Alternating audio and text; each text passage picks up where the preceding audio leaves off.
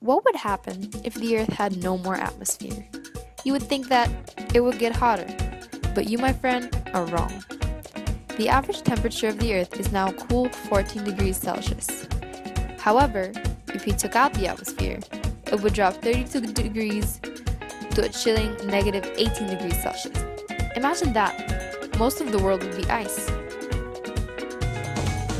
Now I bet you're asking yourself why. Why would a layer of gases protecting us from the sun be able to make the Earth warmer? It's because of greenhouse gases, such as carbon dioxide, nitrogen dioxide, water vapor, and others. These gases are a part of the phenomenon called the greenhouse effect. Just like your everyday greenhouse, these greenhouse gases trap in heat between the Earth and the atmosphere. They work by reflecting long-wave radiation back to the Earth. The sun's rays, however, are short-wave, so they can penetrate through the atmosphere. But what would happen if we have too much of these greenhouse gases? Well, you don't have to look far to know what would happen if there are too much of them. In our world today, temperatures are rising, and it isn't doing us any good.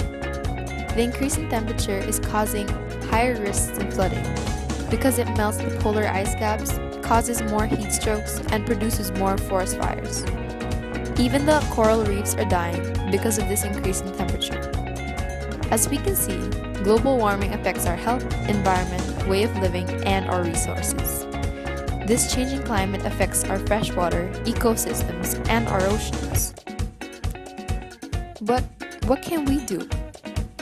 We can all do our part in solving this issue by conserving our resources. In our own way, we can do this by saving electricity, such as turning off the lights when not needed and not using air conditioning when you can just open the windows. How does this help?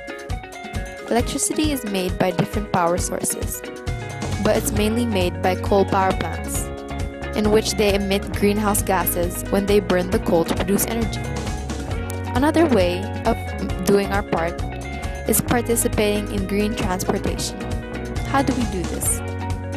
In a way, we can do this by using public transportation or carpooling, which in the long run will lessen the CO2 emitted.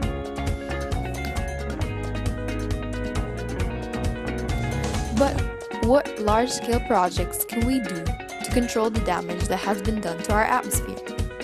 We can do this by implementing new and renewable sources of energy, such as fuel cells, which use redox reactions between hydrogen and oxygen to produce energy. And guess what? Even the waste given off is clean. It's water.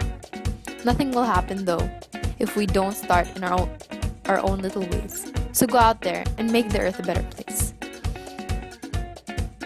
Created using Powtoon.